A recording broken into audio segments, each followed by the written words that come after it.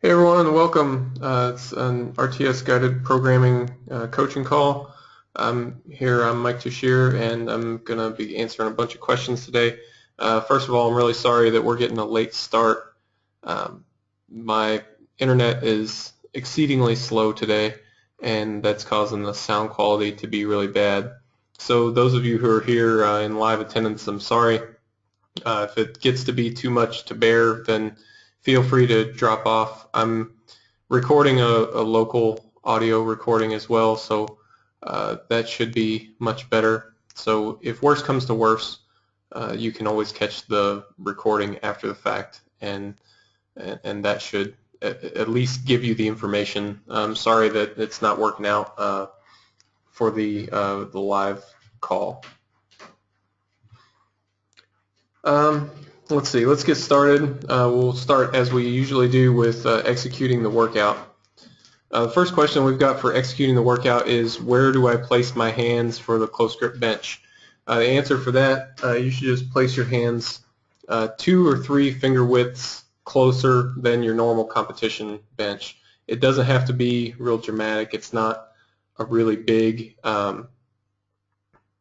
it's not a really big difference compared to what it normally is.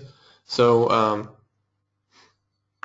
yeah, so just 2 or 3 finger widths should do you just fine for that. The next question is pin press and pin squat. How much weight should I rest on the pins? So for pin press and pin squat, I see where you're going with this question. It's an interesting question. I mean, you just rest the weight on the pins. It doesn't have to be half the weight or the entire weight, or it's no fixed percentage or anything like that, and just try not to overcomplicate it, I guess. The thing is, you just need to flex off on the pins for a bit, and then return the weight back to the starting position as you normally would. So what I'm getting at with that is that you don't want to get loose in the bottom. So like, you don't set the bar on the pins and then just kind of loosen up. You stay tight, you stay coiled up, but rest the bar on the pins. And beyond that, I wouldn't really overthink it a whole lot. It's certainly not a tap and go, but it's not something crazy like you need a fixed percentage of the total bar weight or anything like that. We have a question here, when doing tempo work, so like the 303 tempo squats, 303 tempo benches and stuff like that, should we adjust the weights from the comp lift? Yes, actually. You should treat each lift that's not the comp lift like its own thing. It's important to treat each of those like it's its own lift, because the weights for your 303 work are going to be a lot lighter than for your comp lift. So if you tried to approach those with the same loads that you would on your comp lift, it's not going to work out. So basically, for any lift that's not the comp lift, you treat it as a different lift. Which leads me to another question, like, how do you go about working up for your tempo training? Especially for those of you who've never done slower tempo work before, you may have no kind of basis to compare. So all you do is the same thing you would do for any new movement. You just start out slow and you work up gradually. You start out, with really easy weights. Start out with your warm up. Kind of keep the weights light and ramp up to it slowly. If you undershoot your target weights or your ideal weights that first day, it's really not a big deal. So that was all for the execution questions for this week. I do want to talk a little bit about program modifications. The biggest thing I want to talk about this week for program mods is changes that you should make for geared lifting. Okay, so we have a few people in the guided programming stuff who are using gear. and there are definitely some modifications that need to be made for that. So the first modification that you'll need to make is basically just practice in your gear. That's the biggest difference, is that geared lifting is its own thing, and you need to get a lot of practice in the equipment.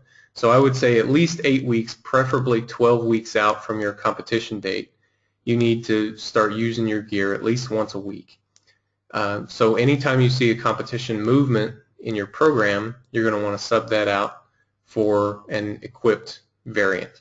So what I mean by that is anytime you see squat with a belt, competition raw bench, or deadlift with a belt, those are the competition movements in this program.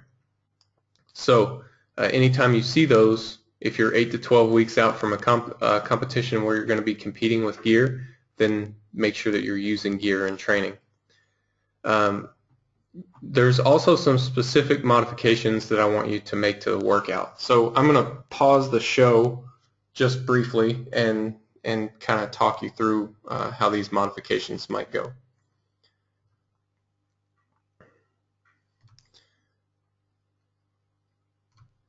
Okay, so I got my trusty notepad up here. I just need to make sure that that's coming through, and it does appear to be showing up. So what's it like when we're training with gear? So let's take a kind of a standard example. Let's say squat with belt, and we're going to ask you to do a triple at 7, triple at 8, triple at 9, and then 2 down sets, load drop. Now let's pretend that this is the protocol that you were assigned in the programming. If you are competing with equipment and you need to use your equipment, how might you change this? Well, you would change it as follows. First, we're going to change the movement from squat with belt to suit squat, and you're going to need to use your judgment a bit. I would recommend getting as close to your competition kit as possible while still being able to reach depth and perform the lift legally.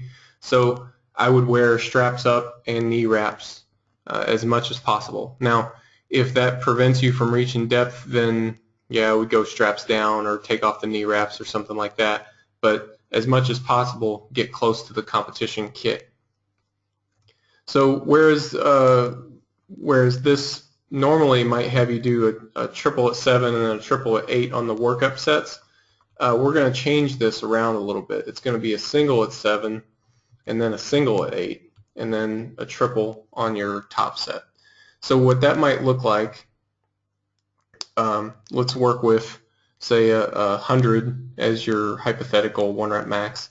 So you might do 90 for 1 at 7, and then 95 for 1 at 8. Well, that's maybe a little optimistic, right? It might be more like 88 for 1 at 7, and then 93 or so for 1 at 8. And then you're going to drop back down straight away. You're going to drop back down and do your triple. So whatever you would need to get your triple. So it might be 88 for triple, and that'll be a triple at 9. Or if we weren't doing triples, let's say we were doing sets of 4 instead, you might drop down to 82 and do a set of 4. So basically you would do your singles, working up to an easy second attempt or a heavy opener, kind of however you want to look at that, and then you go straight into your rep work. Now the rep work often is going to be too light for you to reach legal depth or to touch. That's okay. The emphasis needs to be on making these singles competition legal singles. So make sure that you get to depth, make sure that you're touching and pausing your benches, locking out your deadlifts, and so on. If the rep work isn't quite competition legal, I'm okay with that. Just make sure that it's a gear restriction and not just you being lazy. So you should still lock out your deadlifts, but if you can't quite touch in the bench or you can't quite reach depth in the squat, that's okay. You can get by with that. And then for your down sets, you would perform down sets just like you normally would otherwise. So that's the major way that you would adjust the protocols for gear work, is just the addition of these singles. And you only do it for the gear work. You don't do it for everything. And what this is supposed to get you to do is to get some competition practice. And you'll notice even for the raw lifters, we will include some work that's kind of like this as we get closer to, it's not even about being closer to competitions really, it's about which part of the annual plan that we're in. Other modifications that you might need for geared lifting. You may need to modify some exercises, but don't go crazy. So what I mean by that is that you'll have various exercises in your program. Let's say that you have I don't know, pause benches, and you really, since you're competing with a shirt, you need to address kind of the mid-range. Then it may be a good idea to sub that pause bench out for a floor press or something along those lines. But again, don't go crazy with it. If you're doing shirt work and you have another board press or something like that later in the week, that should be enough lockout work as long as you're training those lifts hard. You don't really need to do only lockout work. And truth be told, having a strong bottom end, even in the shirt, is going to be beneficial to you. So don't go crazy with the exercise mods, but apply some common sense. And if you have a specific context to that, then let me know and we can address that. I wouldn't start modifying the protocols though. If the protocol asks you to do 5 reps and you're going, crap, I don't want to do 5 reps in gear. I don't want to do a 5-rep deadlift in a deadlift suit. Don't change it. Do 5 reps. I know you may not want to, but it's going to be better for you. The protocols are designed that way for a reason, and it gets us to the ideal volume and intensity. So don't shortchange those. So don't modify your protocols. Also, doing reps in the gear is beneficial. It can be helpful to you. Make sure that you're doing some reps in the equipment. It's good for learning the groove of the equipment, especially in the bench. I found that doing reps with a bench shirt was really helpful to helping me get a feel for the groove of the bench shirt. And plus it helps you to break in the equipment as well. So let me just make sure that I don't have any questions. Okay, it seems like my audio is not really getting a whole lot better. So for those of you who are bearing with me, I appreciate it. And as I said, the recording should be much better. All right, so the next question that we've got is, we've got a lifter who's 3 weeks out from a bench meet, and they're missing their target weights by just a little bit, and in general they're losing confidence, and they want to know what to do about this. First of all, that is a serious situation. It's a situation that I definitely take seriously. So as far as what to do about it, 3 weeks out from a bench meet, there's not a whole lot that you can do. If you're feeling beat up, then we need to have a different conversation, and 3 weeks out is getting pretty close. So if you're feeling beat up, you need to let me know that quickly. If you're not feeling beat up, and you didn't really mention that in the email, so assuming that you're not feeling beat up, just missing your target weights by a little bit, it could be a result of just being a little bit overextended. I wouldn't worry about it a whole lot, but make sure that you're managing your expectations. If, say, your estimated 1 rep max, at its peak was 100, but you lost a little momentum for whatever reason, and now your estimated 1 rep max is 97, or just a little bit lower or something, make sure that you're adjusting your protocols based on your most recent 1 rep max. Don't keep striving for a PR when it's not there. Make sure that you're building momentum. I've got an article on the website, I believe it's called Resetting Expectations, and I'm going to link that into the forum after this call. So make sure that you take a look at that article. It's just when things aren't going well, don't just keep pushing. You need to manage those expectations and take care of business the way that you can. So next question. That's all that we had for modifying the workout. The next question is a scheduling question. Basically, it asks, are the dates of the program correct? Because some of the dates are now in the past. And yes, they are correct. The reason that some of them are in the past is because we had competitions on those dates, and now those competitions have come and gone. So those people are done with their meets, but it's before the start of the next competition cycle. So those programs are continuing to go on, and you'll notice that the volume goes up a fair amount for those programs, and that's because they're kind of starting in, not really on a real heavy cycle, but just starting in on a reintroduction in their next cycle. So next question that we've got, Will says, my deadlift seems stuck. And you gave me some information in the email, and a lot of it seems attributable to a recent SI joint injury. So I wouldn't necessarily start thinking too much about it being stuck, because there are periods where you have really good momentum and then other periods where it fades a bit. So I wonder how much of it is attributable to that SI joint injury. At this point, I would advise you to just stick with the program for now. I know that your feeling on it is that getting back to a volume block would be helpful, and I agree that it will be helpful for your strength. But the reason I advise you to just stick with the program for now is because you can adapt to things in ways other than just strength, right? So what we are doing by continuing on with the heavy loading, with the heavier, lower volume stuff, we're setting you up in a way for the next cycle.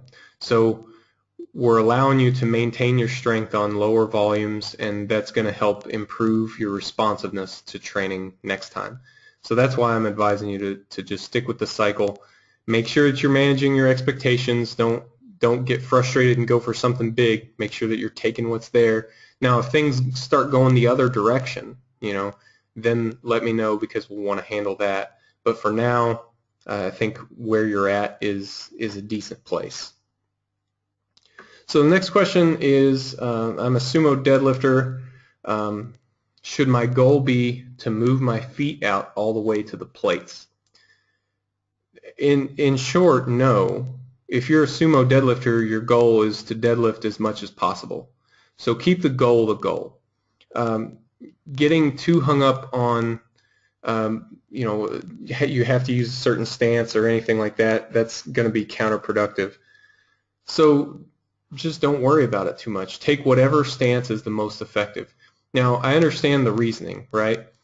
If you move your feet all the way out to the plates, that gives you the shortest distance to pull, and in theory that should be the most advantageous leverage position. But in theory, it should be best for everyone to deadlift sumo. But we know that not everyone pulls the most weight sumo. Some people pull better as a conventional lifter. So when our theoretical model and reality don't match up, it's the model that has to change, not our reality. So all that's just to say that no, your goal isn't necessarily to move your feet all the way out to the plates. You need to use whatever stance is strongest for you and provides the best leverage for you. So a little more on that later. I think we've got a video to watch when we get to it. Okay.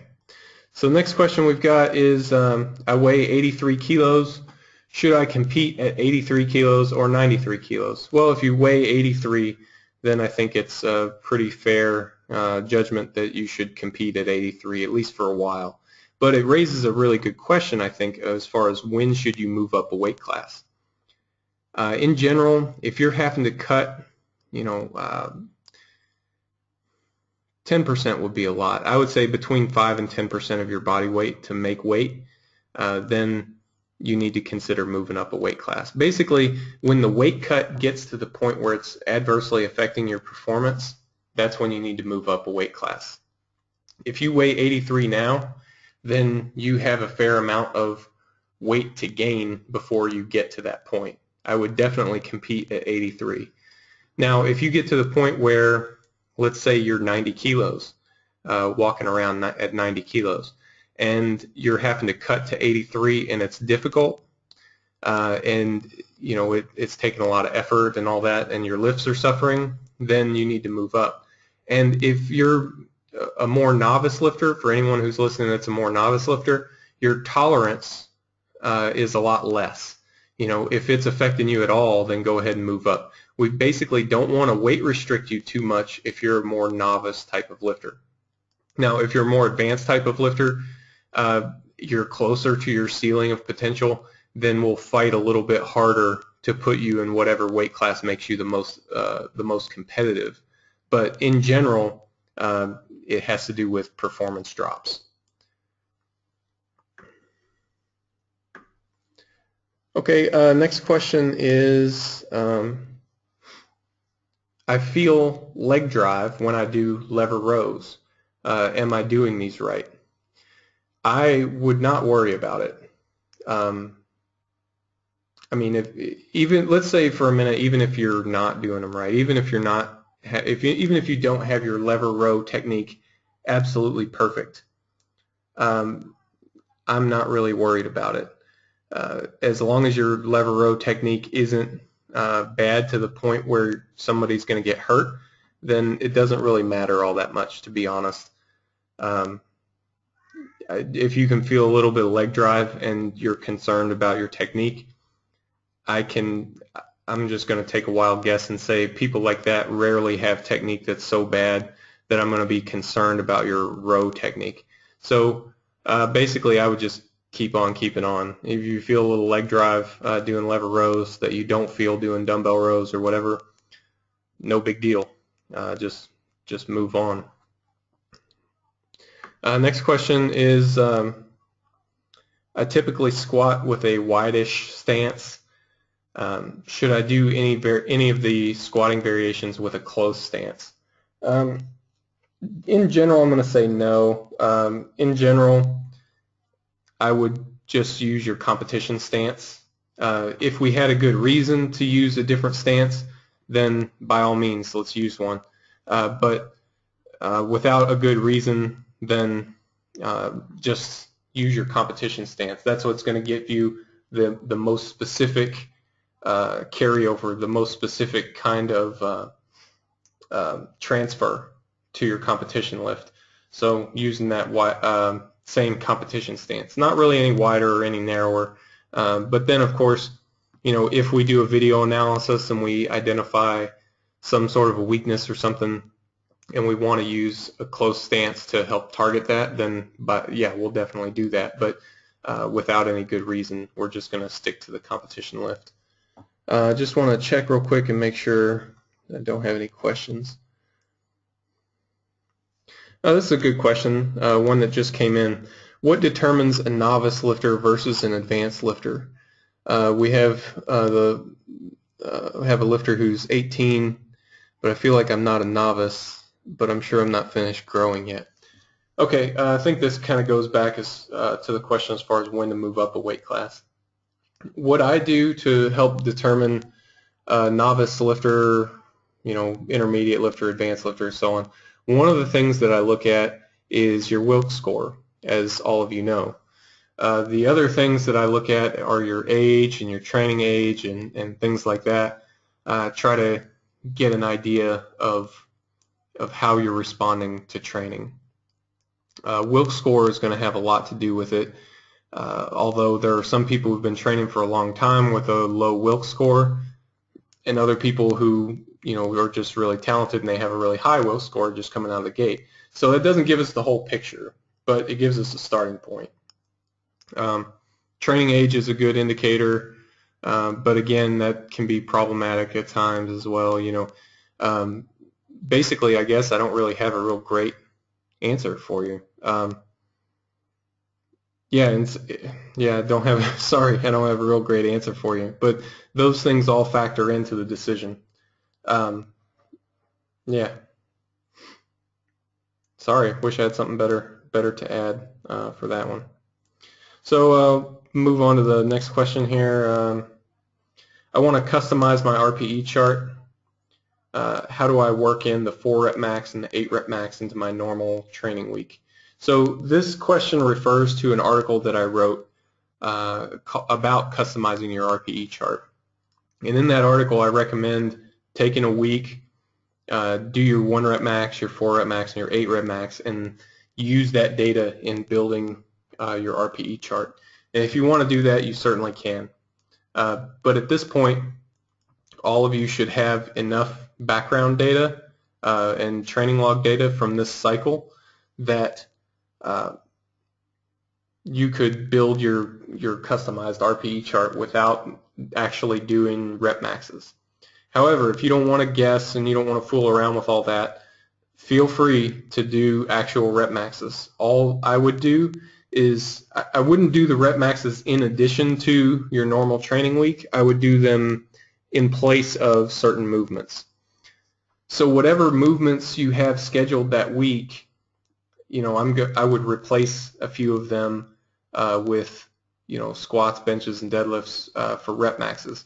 And I would do them in that order. I would do your 1-rep max, and then your 4-rep max, and then your 8-rep max toward the end of the week. I would do them in that order because I think that will keep you the least sore possible, but it also prioritizes your most important work. If you have more specific questions on what to swap out and things like that, let me know and we can kind of go through an example. Kind of a related question is, when is a custom RPE chart required?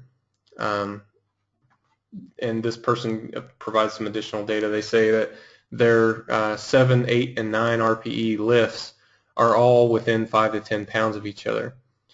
A custom RPE chart's never really required. It's not something that you have to do, or even that's it's just not a requirement.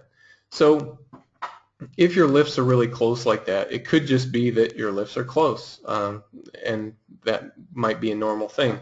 Also, you may just need to get better at rating your RPE. So make sure that you're being careful and try to exercise good awareness on judging those RPEs. But as far as when a custom RPE chart would be required, basically if you notice that your estimated 1-rep maxes are off and they don't correlate well with your performance. So what I mean is, let's say your baseline estimated 1-rep max is 100, but you know that 5-rep lifts always give you an inflated 1-rep max.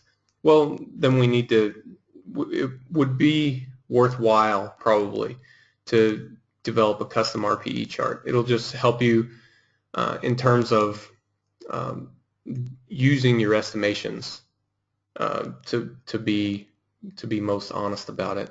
If you don't really use your estimated 1-rep maxes in determining your working weights, and you don't really care too much about your estimated 1-rep maxes, then a custom RPE chart's never really required. So with that, let's move on to some videos and technique stuff. First thing that we're going to do is look at a deadlift video.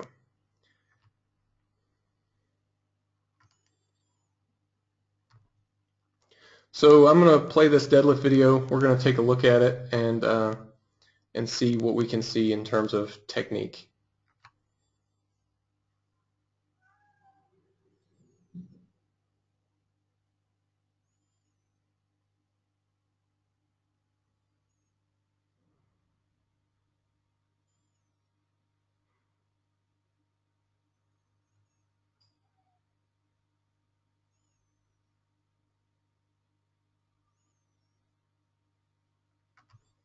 Okay.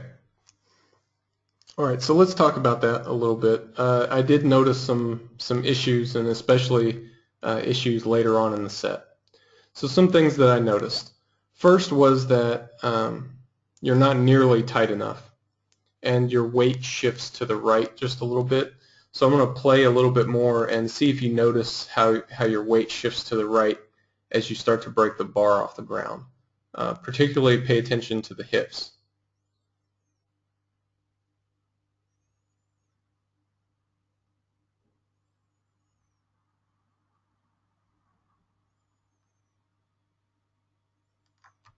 So could you see it on that second rep?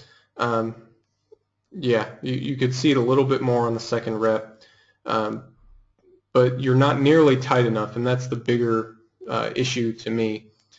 I posted a video on the forum and sent out an email a couple days ago about using the lats in your deadlift, and you need to take a look at that video. Because you're not tight enough, you mentioned a couple concerns that you had, one about hip rise, which we're going to talk about in a second. But the other problem that not being tight enough leads to is it's contributing to you getting rounded over in the deadlift. And you can't see it really clearly because this video is straight from the back, but you have trouble with the lockout, and 9 times out of 10 that's because the lifter is getting rounded over. And you can kind of see that your hips come up a little bit, but it's not just that. It's an issue with tightness, and you're getting a little bit rounded over, and that's what's causing your problems at lockout. Now, as we've talked about in these calls in the past, being a little bit rounded over isn't really a problem by itself. It's not something that we really need to focus on or change by itself, as long as you're doing it purposefully. Now, as a sumo deadlifter, just based on the email that you sent, I'm not sure that you're doing it intentionally. So you need to kind of have a heart-to-heart with yourself and figure out if you want to deadlift round back or if you want to deadlift flat back. And if you want to deadlift with a flat back, then the general prescription is to consider a round back pull a technical miss. So all of your training deadlifts need to be done with a flat back, basically. And you need to consider that, proper technique. Now, if you decide that rounding is okay and you're okay being a round back deadlifter, then you need to start in a rounded position. That will be important as well. And I'm sure that we've covered this in the past, so maybe go through the forum, see if you can get onto some past coaching calls where we've talked about round back deadlifting, and check that stuff out. Let me know if you have any additional questions. Now let's talk a little bit about your concern about hip rise. Now, you notice that your hips rise a bit. Well, let's watch this last rep of your deadlift and notice how your hips rise.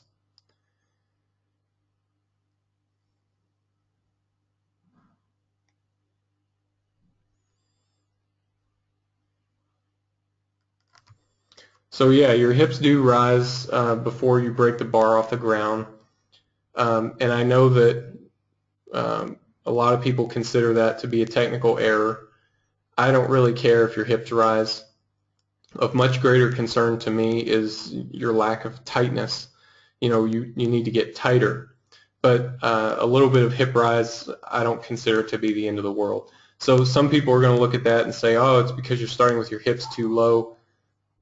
again, hey, whatever, man. A little bit of hip rise is not going to kill you.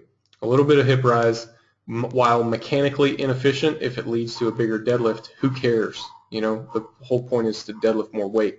So I wouldn't say that you're necessarily starting with your hips too low, but the tightness thing is the primary concern to me. So let's move on, talk about some other videos. Let's look at some of Alex's videos. Alex has his openers here, so we're going to watch those kind of one at a time and talk about his openers.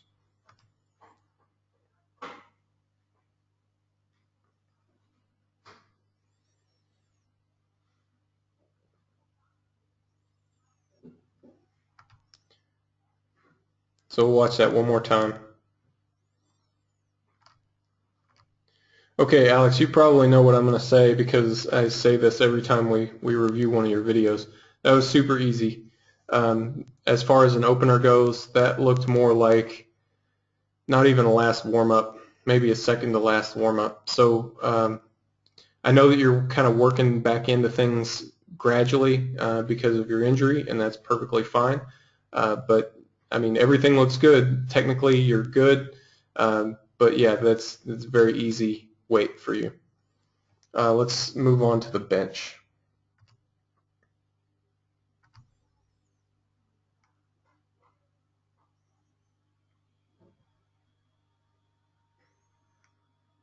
Yes, this is much more what an opener would normally look like. So let me rewind that and we'll watch it one more time.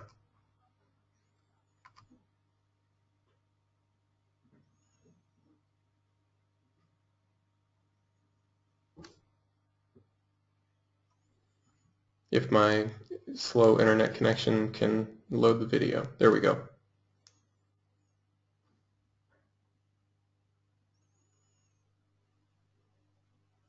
The only thing to be aware of for this is just to make sure that you're sticking it at the bottom. So you'll notice that when you touch at the bottom, the weight kind of, I don't know, it doesn't really bounce, but it's not totally motionless. So it's not a big deal, but it's just something to keep in mind, something that you can practice a little bit. Really try to stick it at the bottom. But yeah, bar speed wise, that's what an opener generally looks like. So then let's check out your deadlift. I bet you know what I'm going to say.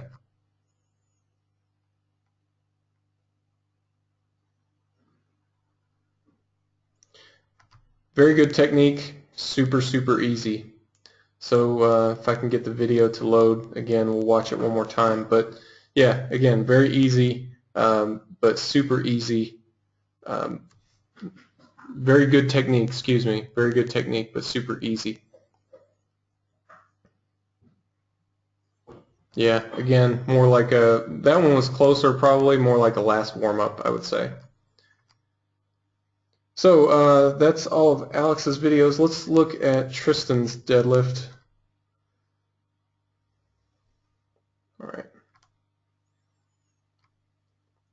All right, Tristan, let's take a look at this deadlift.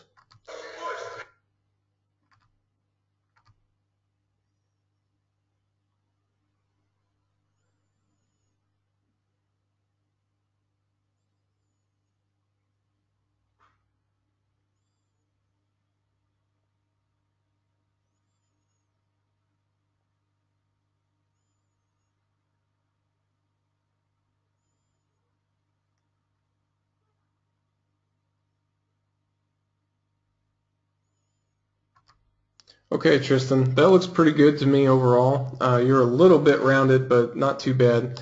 I know that you've had some people raise some concerns about your deadlift technique, but to be honest, this set looks pretty good. So there are a couple things I want to point out, so I'm going to rewind it and watch a couple of these reps. So you'll notice here where I've stopped the video this time, this is kind of where you think your starting position is. You drop your hips really low, you push your knees over the bar. This is very similar to my starting position as well. Now, what you get when you do this is a lot of hip rise, like what I was talking about in the earlier video. So you do get a lot of hip rise when you do this, but again, I don't think that that's anything to really be concerned about. I think that's okay. So you get some hip rise, and yes, that's technically inefficient, but hey, we deadlift more weight this way, or some of us do at least. So for those people, it's not incorrect. It's not something that's wrong. So let's check your position for when the bar actually leaves the floor. I missed it on that one. Let's check the next rep. So this is your position when the bar actually leaves the floor. So this is your actual bottom position of the deadlift. You can see that your hips are high and you are a little bit rounded. So that's not the end of the world, and to be honest, the rounding in your back is not very bad. It's not very pronounced at all. So I think there's I think there's minimal risk to that. Now, anytime you deadlift, there's risk, and anytime you deadlift with a rounded back, there's slightly greater risk, and the more you round, the more the risk is. So what I'm getting at is that if you and I were training together and you deadlifted like this, I wouldn't necessarily correct it. We would talk about it and make sure that you are aware of it like we're doing right now, but I don't necessarily think that you need to fix this or anything like that. Just keep in mind that for you it's going to be more of a mid-range or a lockout that's going to be the issue, probably, as you can see in some of your later reps.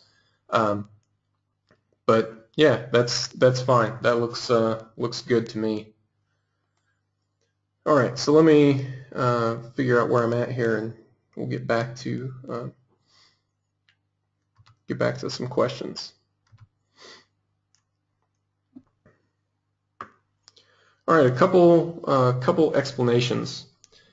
One person asked, or said rather, that this is my third week in a row of doing triples, and they basically want to know what that's about. And the RPE varied a bit, but basically they've done triples for 3 weeks in a row, and they want to know why, if it's correct. Why are they doing it like that, especially considering that they don't have any meets coming up.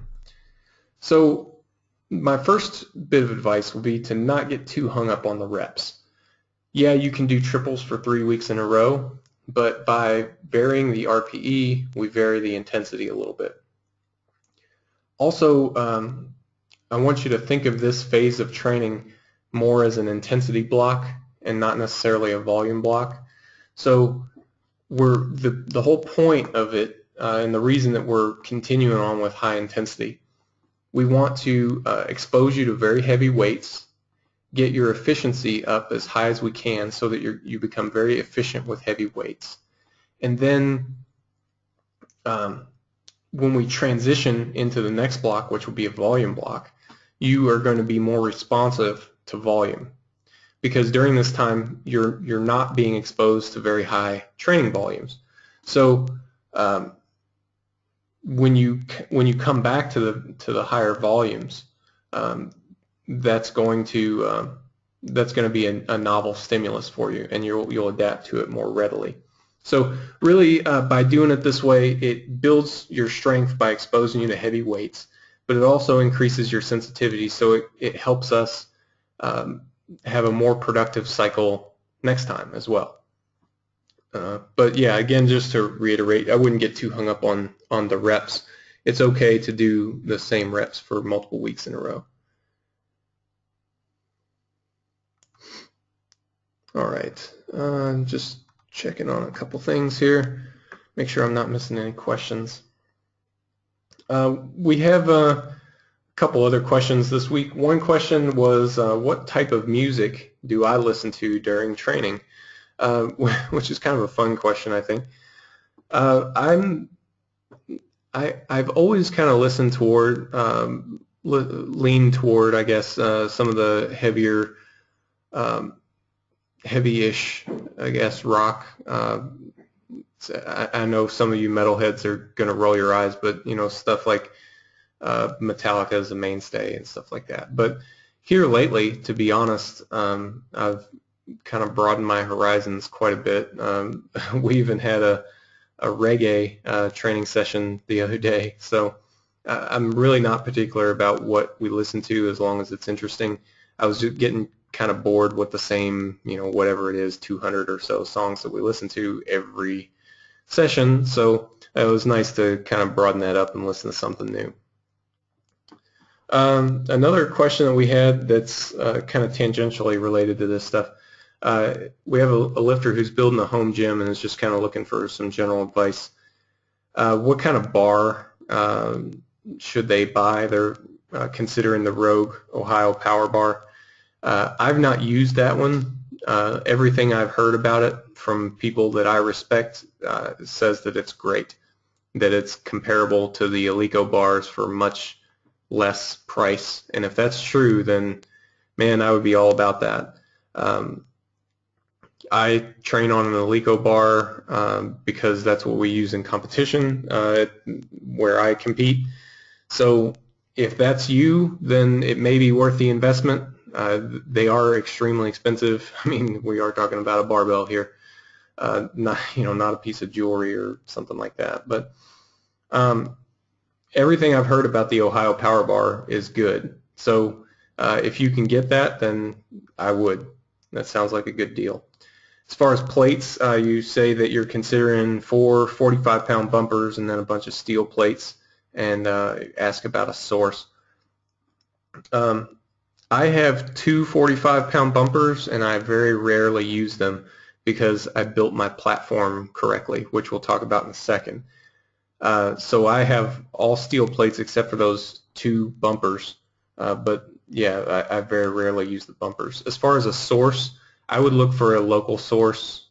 Shipping on steel is going to kill you, so if you can find a local source, try to find a gym that's going out of business and buy their plates. I mean, I assume that if you wanted to spring for an Alico set that you would have, we wouldn't even be having this conversation. So if cost is an issue, then yeah, I would look for a gym that's going out of business or kind of a local store, local exercise equipment center or something like that. You could even ask a local gym where they get their stuff when they get it. So maybe they have a local place that they go to. I would look for more of the smaller gyms, not necessarily one of the big chain gyms. About the platform, that's probably well, I guess next to the rack, that's one of the most important things that you have in a gym. So I can tell you about how I built my platform, and it's been magnificent. So the platform that I use, here at least, plywood comes in 4-foot by 8-foot sheets. So that's really convenient for making an 8 by 8-foot platform. So I got 4 sheets of 3/4 inch plywood, and I stacked those 4 sheets on top of each other, so that's an 1.5 inches of plywood. And then I went to a Tractor Supply store and got horse stall mats. They're just these probably 3/4 inch thick, high density rubber mats, and I cut those to fit on top and put a 2x4 ring around the outside of the platform. So really what I've got, my platform is, let's see, math in public, 1.5 inches of plywood and then 3/4 inch of rubber on top of that. I've dropped all manner of deadlifts onto that thing, onto a concrete floor underneath, and the floor is completely unharmed. I mean, you could drop a battle tank on it and the floor is going to be okay underneath that. So build that platform, make sure that you build a good platform and you won't regret it. And then finally, your rack, don't skimp on the rack. You're going to have it for a long time, and it's going to be a centerpiece in terms of you being able to train safely and effectively, so don't skimp on it. Make sure that you get the rack that you want. We did have another question that came in while I was talking, so let me pick that up real quick, and I'll just read it out here. After going with a thumbs over grip for the squat, I'm having some rear delt pain. Any idea on how to alleviate that? I find myself going out to the collars to get a decent low bar set. I've been using knee wraps to constrict and then stretch my shoulders and then chest. Some right rear delt pain. I'm not actually familiar with rear delt pain coming from the squat, but something is telling me that if it's just general shoulder pain and it's alleviated in some ways by using a wider grip, then you're on the right track. You need to stretch your chest and shoulders and basically give it some time. Go as wide as you need to. Go as wide as you need to be able to squat healthy and squat effectively. And then once you get comfortable with that, then you can move your grip in. And I would go slow, I mean like a finger width at a time, and stay there for at least a couple weeks to make sure that no issues pop up. But yeah, you're talking about moving your grip in over a long period of time, but each finger width is going to be a positive thing for you. But for now, you need to go really wide to give yourself the room that you need to be able to squat effectively. So hopefully that answers that question. So, all right, good. Glad that helped. Glad you could hear me too. So let me just check the file here, and then the last question, last thing I wanted to talk about for today is just SI joint injuries and how we reintroduce from SI joint injuries. So I'm going to stop this real quick and pull up my trusty little notebook. So let's get rid of this suit squat information. So let's say that you had an SI joint injury. Unfortunately, we see these quite a bit among powerlifters, that SI joint injuries tend to happen. So what can we do about it? Well, the first thing that needs to happen is you need to take some time and actually heal from your injury. So the general rule of thumb that I give to people is when you can do body weight squats without a lot of pre-movement, you don't have to get a lot of warm-up or do a lot of foam rolling or anything like that. Basically, you can just stand up out of a chair, get up out of bed. You can do body weight squats, and it doesn't cause you pain. And by no pain, I mean no pain, no discomfort, no, well, that kind of feels weird. When all that stuff is gone, then you can start reintroducing to weight training. So the general pattern that we use is first pain-free movement, and then we start reintroducing the weights. First we do 15% for 10 reps, and then we add 15% at a time. So it'll go 30%, then 45%, and then finally 60%.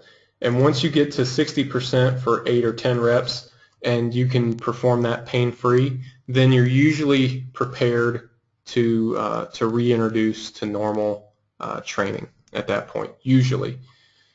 So what kind of time frame are we talking about here? Well, it really depends on how long it takes for you to get pain-free. If it takes you a week to get pain-free, then we're probably talking about a week at each level. So it would be, week 1, then week 2,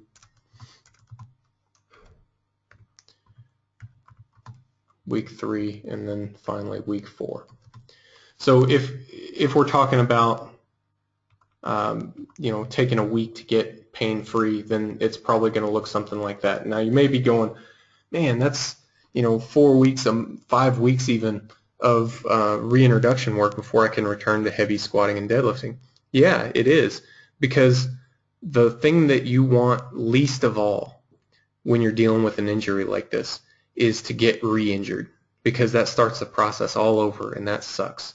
So take your time, get healthy, and then take an extra week, even an extra 2 weeks, just to make sure that everything is good before returning to heavy training, it's going to pay off, because I'm telling you, in 6 months, it won't matter. It won't matter if you came back a week early or a week later, but what will matter is if you get re-injured and have to start the whole process over again. So take your time, come back slowly. Now, at the same time, if the injury is minor or for whatever reason you're healing up quicker, maybe you're pain-free in 2 days. If you're pain-free in 2 days, then maybe you don't need to stretch it out over 4 weeks. You might be able to make some faster jumps. I still wouldn't push it super hard, but it might be more like week 1 and then week 2. So let's say you're pain-free in 2 days. Well, we might take 2 weeks, kind of 3 weeks to come back. Yeah, so that's the idea. If you're healing up quicker, then we can push this process a little more quickly. If you're healing up slower, or not even really slower, if you're healing up at a normal average pace, then maybe going with this as it's originally constructed is the way to go. So yeah, that should give you some information on how we reintroduce following SI joint injuries. And we use this template a lot. This describes a lot of how we reintroduce after injuries. Basically, anytime somebody suffers an injury that takes them out of training for a while and they need to kind of work their way back into training, we'll use some sort of variation of this. So let's see, that's all the questions that I had for this week. Thanks everybody for watching, and those of you who hung in there through the poor audio quality on the live show. I really appreciate your commitment to this one. Thanks a lot for sticking around. Thanks for asking questions. So yeah, as always, thanks for hanging out and watching this Q&A call. Check the calendar for next week's call time. Fairly certain it's going to be on Tuesday again. These Tuesday calls seem to be working out okay, so check the calendar for the times. Don't forget to send in any questions that you might have. Good luck with training this week. Remember to take what's there and make sure you're building some momentum. Thanks.